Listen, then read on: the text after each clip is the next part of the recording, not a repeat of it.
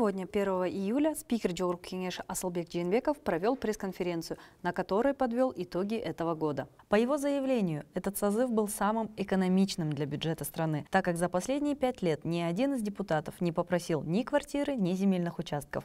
На вопросы журналистов о том, какие из предвыборных обещаний не смогли реализовать, он ответил, что у народных избранников имеется много программ и проектов, но из-за имеющейся коррупции многие из них не могут быть реализованы частично либо полностью. Также на вопрос по Кумтору он ответил, что все проблемы, связанные с месторождением, были созданы задолго до избрания последнего созыва депутатов, и они прилагают все усилия, дабы предотвратить уничтожение ледников. Кумтор должен работать, но с минимальным ущербом для экологии, заявил нардеп.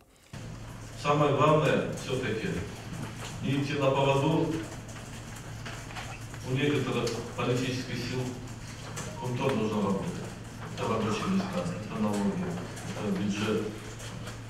И вообще, то, что связано с месторождениями, с минимальными самими, с минимальным ущербом для экологии, они должны быть задействованы. С дальнейшей рекультивацией именно по искоренению этих минимальных воздействий на экологию. Что касается вопросов гей-пропаганды и закона об иностранных агентах, спикер заявил, что здесь необходимо решать все очень взвешенно и путем углубленного изучения, так как это необходимые вопросы, но принимать их, не изучив всех за и против, нельзя. Однако он честно ответил, что по поводу гей-пропаганды он лично считает ее неприемлемой для Кыргызстана.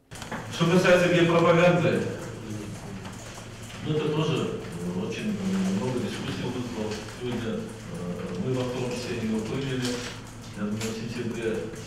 Там в комитете также спор на сегодняшний день идет. Не были готовы вынести его в третьем чтении.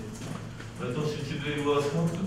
Однозначно многие члены нашего общества будут согласны, что те достижения на той же самой Европе, Америке, которые имеются на сегодняшний день именно в этой части, они неприемлемы для Кыргызстана и для будущего Кыргызстана. В окончании был задан вопрос-предложение об отмене моратория на смертную казнь для педофилов и тех, кто обвинен в жестоком отношении к детям. Асылбек Шарипович заявил, что он, как родитель, поддерживает инициативу по внедрению смертной казни для этой категории осужденных. Но надо быть полностью уверенным, что этот человек виновен, так как это необратимое дело. И если потом выяснится, что он был невиновен, то сделать уже ничего будет нельзя. Все-таки тот процесс, который идет у нас именно по принятию, в принятии данных законов, озвученных вами, об иностранных агентах и гей-пропаганды, он идет уже достаточно долго. Для чего?